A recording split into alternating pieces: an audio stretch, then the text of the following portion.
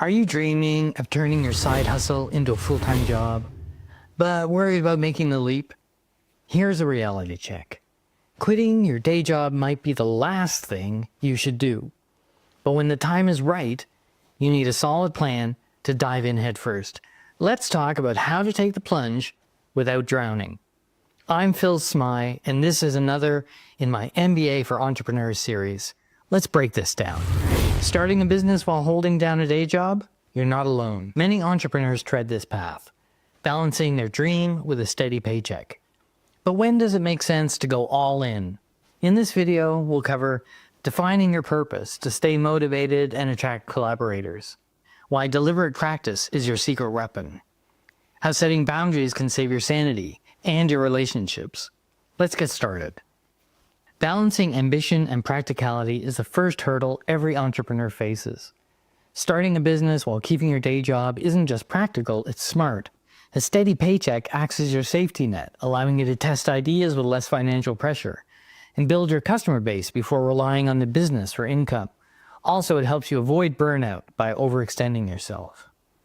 Let's not sugarcoat it. Juggling both worlds is tough. You need ironclad time management and a clear exit strategy for when you're ready to commit full-time. Why do you do what you do? This is the question at the heart of every great entrepreneurial journey. Purpose isn't just a buzzword. It's your compass in the chaotic world of entrepreneurship. Let's dig into why this matters. First, ask yourself these questions. Why do you want to start a business? What impact do you want to make? How does this align with your personal values? Let's take Patagonia. I talked about them a couple episodes ago. The company has a crystal clear mission. We're in the business to save our home planet. And I say home planet like we have another one, or we're in a Ray Bradbury novel. This purpose of theirs attracts passionate customers and collaborators while driving all of their decisions. So what are the benefits of a clear purpose? It keeps you motivated through the tough times, which can't be underestimated. It builds trust with your customers who share your values. It attracts like-minded partners and collaborators. I suggest writing a one-sentence purpose statement and keeping it visible on your desk, on your phone, on your bathroom mirror. Building bridges makes the journey easier.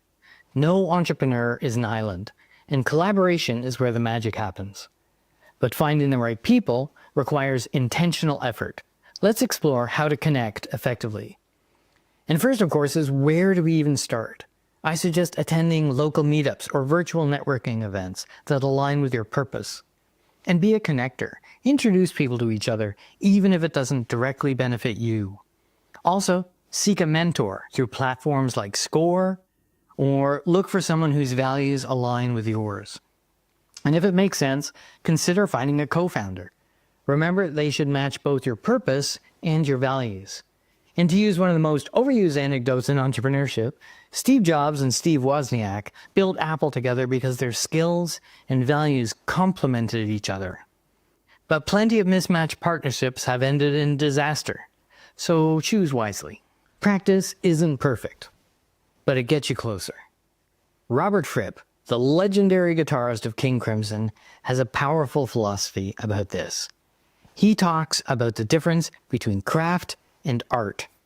Craft is what you learn through deliberate effort and practice, while art is what flows naturally when the craft becomes second nature.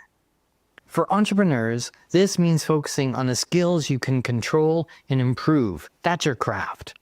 So that creativity and innovation, your art, can flourish. It's about putting in the work, even when it's hard, so you can operate at your best when it matters most. Let's talk about how focusing on improvement can transform your business. Here's how to apply deliberate practice. Focus on skills essential to your business, even if they're outside your comfort zone. Dedicate time to study and improve, whether it's through online courses, books, mentorship, or even an MBA. Know when to outsource. If a task drains your energy and it isn't your strength, delegate it. Identify one skill you're weak in, but crucial for your business. Spend 30 minutes daily practicing it for a month. You'll be astounded at the change. Protecting yourself is the ultimate power move. Your boundaries define your sustainability as an entrepreneur. Let's talk about how setting clear limits can keep you sane and successful. There's 3 questions you have to ask yourself here. How much personal time am I willing to sacrifice? What monetary losses am I prepared to endure? And what's my no-go zone for work-life balance? And here's some practical advice from my personal experience. Schedule downtime. Burnout is real, and recovery takes longer than you think. Communicate boundaries to family and friends. Let them know when you're working and when you're available. Track your finances weekly to ensure you're staying within your limits. An entrepreneur once said to me, "My business succeeded, but my marriage didn't." Success isn't worth sacrificing the relationships that matter most to you. So how do you know it's time to go full-time? Here are your green lights. Steady income. Your business generates enough revenue to cover your living expenses. Clear vision. You've defined your purpose and built a strategy around it. Support system.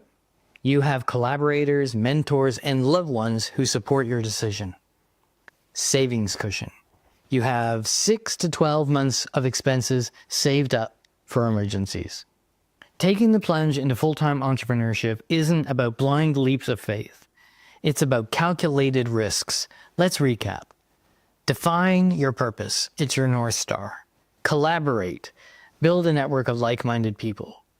Practice deliberately. Improve the skills that matter.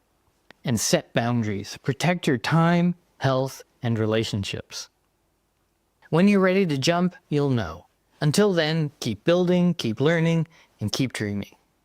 If this video helped you, hit that like button, subscribe, and check out my channel for more entrepreneurial advice. If you want to support me, buy some merch or leave a tip. Got a question or a story about taking the plunge yourself? Share it in the comments. I'd love to hear from you. See you soon.